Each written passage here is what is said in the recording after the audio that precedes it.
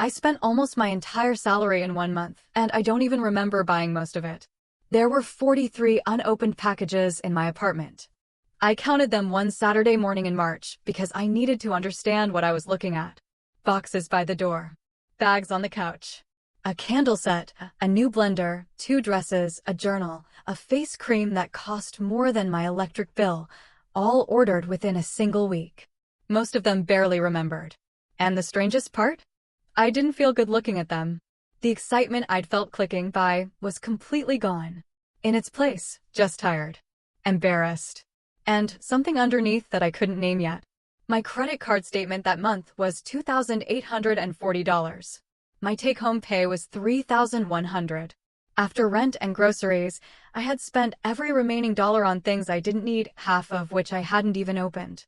And that wasn't even the worst part. I sat down right there on the floor between the boxes. And for the first time in years, I didn't reach for my phone. I just sat there and thought, how did I get here? Because this didn't happen all at once. This is the story of how I spent years shopping my way through every hard emotion I had. And how I finally understood what I was actually buying. It was never the things. If this already sounds familiar, you're in the right place. Subscribe to Heartline Money Stories for new stories every week. Hit the bell so you never miss one. The consequences had been showing up long before I was ready to see them. 8 months earlier, I had missed rent for the first time in 5 years. Not because something went wrong. Because 3 days before the first of the month, I had spent $430 on a laptop bag, a skincare set, 2 books, and a light therapy lamp. When rent came, I was short. I had to call my landlord. He was kind about it.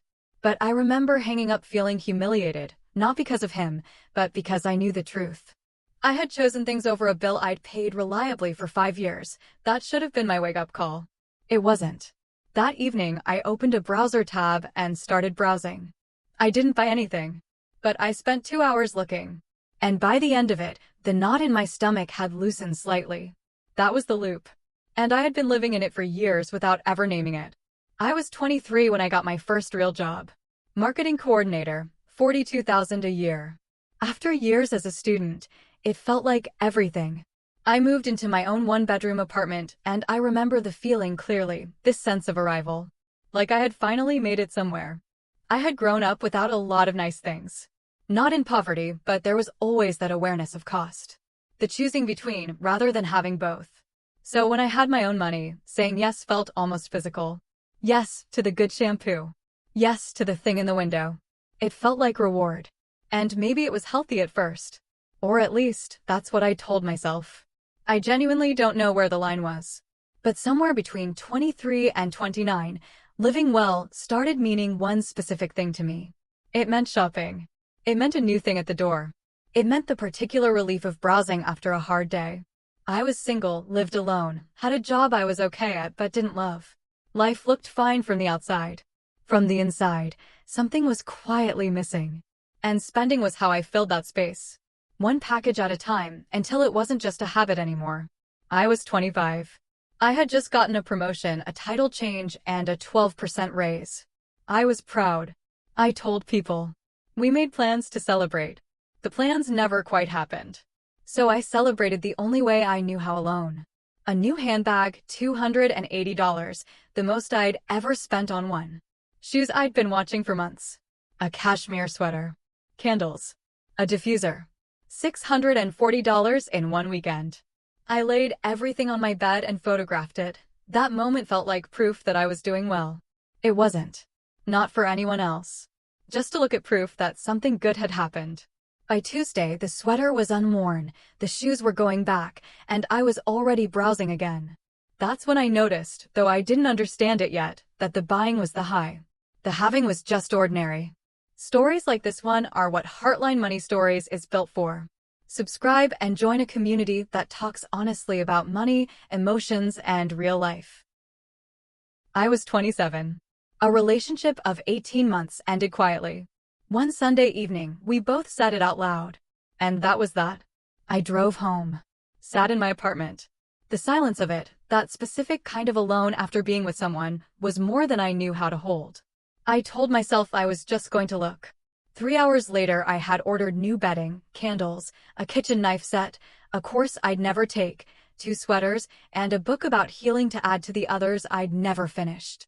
$492. I went to bed with the grief still in my chest. But on top of it, just barely covering it, was the anticipation of packages. Tracking notifications. Something arriving that would feel like a small event. The grief was real. The shopping gave it a temporary ceiling. That was the moment it stopped being a habit and became a coping mechanism. I was using purchases the way some people use a drink, not to solve anything, just to turn the volume down. By 28, I had developed rituals. And rituals are what tell you something has moved deeper than preference. Every night before bed, I scrolled. Multiple apps, bookmarked websites. I kept a cart on one retailer I never fully checked out, just a looking cart. Things I added for the small satisfaction of collecting. Some nights I'd empty it and rebuild it. That process alone could take an hour. I told myself I was being responsible. I wasn't buying. I was just looking. But what I was actually doing was keeping myself in a permanent low-level state of want. My brain was getting micro-hits of almost buying over and over. And periodically, late at night, tired or sad or bored, one of those carts would convert. I also had push notifications on for every retailer. Sale ending in 2 hours. Flash deal, today only. Back in stock. I responded to those notifications faster than almost anything else in my life. With immediacy. With a hungry kind of attention. That's when I noticed the phone was controlling me in a way nothing else did. A 2-hour sale could override a budget, a plan, a clear memory of the last time I'd done this. I noticed. I ignored it. I bought the thing. I want to stop here and be honest about what was actually happening inside me. Because this is the part one didn't understand for years. For a long time I believed I just liked nice things or that I lacked discipline. Neither explanation was adequate. And inadequate explanations keep people stuck because they point you toward trying harder at the wrong thing. I didn't know this at the time, but what was happening in my brain was simple. Behavioral researchers have found that for a significant number of people, spending activates the same neurological reward systems as other compulsive behaviors. The dopamine hit from buying something new, especially something anticipated, functions as a genuine mood regulator. The brain learns the pattern fast. Feel bad, buy something, feel better. Feel stressed, browse, get relief. Feel empty, fill the cart. That was me. Completely. But here's what took me longest to see. The relief was real. The feelings I was trying to quiet, loneliness, anxiety, the desire to feel special, those were legitimate needs. The problem wasn't needing comfort. The problem was that spending had become my only way of getting it. And it never actually addressed the source. It just gave the feeling a temporary ceiling and then required more and more to produce the same effect. That escalation, needing bigger hauls, more frequent orders, higher price points, is the signal. It's tolerance. The same way the brain builds tolerance to anything that floods the dopamine system. I'd gone from occasional treats to weekly packages to 43 boxes in 1 month. The escalation had been years in the making. I just hadn't been watching. At 29, I finally did the thing I'd been avoiding. I added it all up. Not a month. Not a quarter. For years of bank statements, credit card records, PayPal history, store accounts. A full Sunday afternoon of uncomfortable truth. My average monthly non-essential spending, clothing, home goods, beauty, gadgets, was $940 every month for 4 years. That is roughly $45,000. On a salary that had grown from $42,000 to $54,000, that number is staggering. Nearly 1 full year of gross salary spent on things I largely didn't need and often barely remembered buying. But the number is only part of it. That $45,000 was also not an emergency fund. I had under $400 in savings. Not retirement contributions beyond the bare minimum. Not a paid credit card balance. Not the trip, the course, the down payment I kept saying I was working toward. It was a closet I was indifferent to. A storage unit I paid $60 a month to hold overflow. The physical evidence of 6 years was mostly gone. The financial damage remained. And there was a time cost too. 8 to 12 hours a week at peak, browsing, tracking, returning, reordering. A part-time job's worth of hours I could have spent building something that lasted. If these numbers are hitting close to home, you are not alone, and you are not beyond help. Subscribe to Heartline Money Stories. Real stories, honest lessons, every single week. Looking back, the warning signs were always there. The first, I was hiding from myself. I stopped opening the itemized credit card statement. I'd pay the total, or part of it, without ever scrolling through the list. Because the list, laid out line by line, would have forced me to see the pattern. And seeing it would have required something I wasn't ready to give. So I kept it abstract. A total. A payment. A vague dread. The second, my mood and my spending moved together perfectly. Bad performance review, $312 that evening. Best friend gets engaged, and I feel something complicated, 2 hours of browsing and a cart that converts. A sick week in January, stuck inside, $200 of things I don't need because the restlessness has to go somewhere. That consistency is the signal. When a behavior shows up across every emotional state, celebration, grief, boredom, anxiety, it's not a habit anymore. It's a dependency. The third, what happened when I tried to stop? Twice before the Saturday with the boxes I'd promised myself 1 month off. The first time I made it 11 days. The second, 9. Around day 3 or 4 both times, the urge to browse became physically uncomfortable. A low-grade agitation. An inability to sit still in the evenings. I called it a discipline failure. Both times. But it wasn't. It was withdrawal. Back to that Saturday in March. 43 boxes. A statement that was 9/10 of my take-home pay. I sat on the floor and, for once, didn't reach for my phone. I don't know exactly why. Maybe I was just tired enough that the reflex didn't fire. Maybe being physically surrounded by the evidence made the usual escape feel unavailable. I looked at the boxes. Tried to remember when I'd ordered each one. Most of them nothing. No specific memory. No specific feeling. I had spent nearly $3,000 in a month and couldn't account for most of the decisions. Because they hadn't been decisions. They had been reflexes. 43 small escapes from feelings I hadn't wanted to have. So I opened the statement. The full one. Line by line, for the first time. And what I saw wasn't chaos. It was a pattern so consistent it looked like a heartbeat. Every purchase over $50, evening.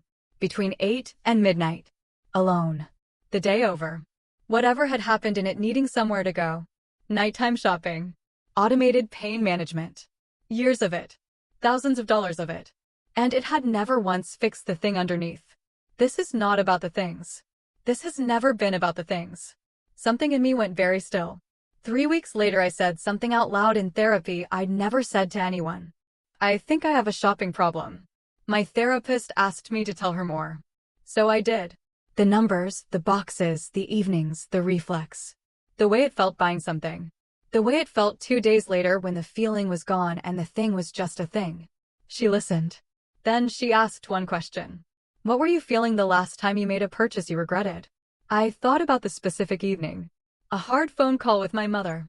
The kind of tension that doesn't resolve, that leaves you feeling guilty and unseen at the same time. I'd gotten off the phone and spent $260 in under 30 minutes. She nodded. She said, so the shopping went where the feeling couldn't. I didn't speak for a moment. Then, yes. That's exactly it. Naming something accurately for the first time doesn't solve it. But it makes it real in a way it wasn't before. It gives you something you can actually work with instead of a shame that keeps regenerating. I hadn't been bad with money. I had been using spending as emotional avoidance. For years. At real financial cost. And the moment I said that clearly out loud to another person, something quietly broke open. Not fixed. Just open. And open is where change begins. That moment of honest recognition. That's what Heartline Money Stories is built around. Subscribe and share this with someone who needs to hear it. New stories every week. The deepest realization came slowly over the months that followed. Every purchase I had made out of emotion was an attempt to give myself something real. Comfort. Stimulation. The feeling of being someone whose life contained good things. Those needs are not pathological. They are human. What was distorted wasn't the need, it was the channel. Because the things couldn't actually hold it.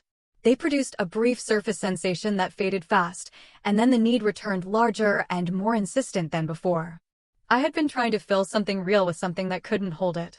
And the things that could real connection, genuine rest, Actual conversations about the hard feelings. I had been avoiding those because they required something from me that shopping did not. Shopping is passive. You receive. The discomfort doesn't have to change. The package arrives and temporarily there is something other than the feeling. But you, unchanged, return to the same circumstances. Healing what was underneath required being a participant. Sitting with the feeling. Having the postponed conversation. Looking at the pattern directly. Shopping had been protecting me from all of that work. And the identity piece, I had worried that stopping would mean losing the aesthetic self I'd built. The intentional apartment. The wardrobe that felt like mine. What I found was the opposite. When I stopped buying constantly, the things I already owned became visible again. The pieces I genuinely loved were still there. My taste hadn't lived in the purchasing. It had lived in me. I had confused the consumer with the person. They're not the same. Here is what I actually did differently. Not inspiration, spec. Ifix. First, I deleted every retail app from my phone. Not suspended. Deleted. The friction of reinstalling, re-entering a password, re-adding a card, that small barrier interrupted the reflex at the critical moment.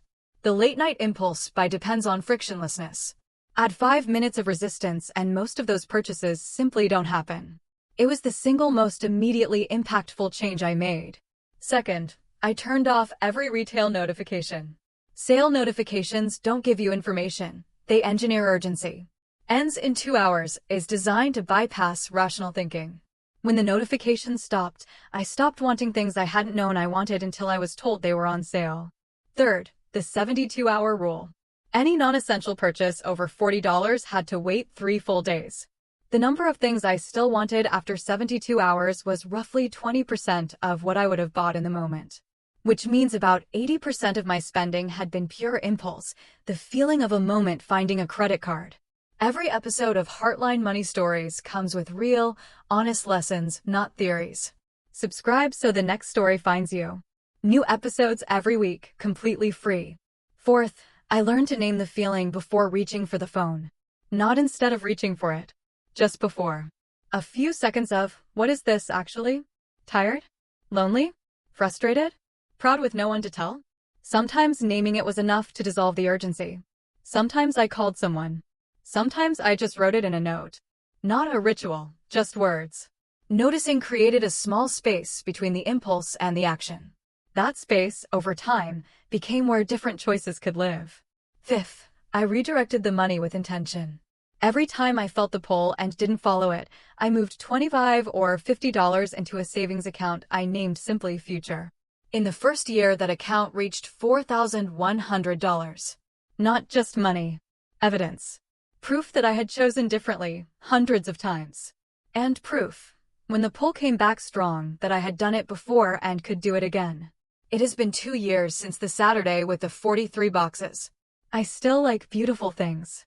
I haven't become a minimalist or stopped caring about aesthetics. That was never the answer. But I buy slowly now. With attention. I know why I want something before I buy it. And I know the difference between genuine desire and needing the feeling that buying briefly provides. That distinction has changed my financial life. My credit cards are paid off. My emergency fund is 3 months of expenses. My retirement contribution is above the minimum. I have something I can honestly call savings. None of it was dramatic.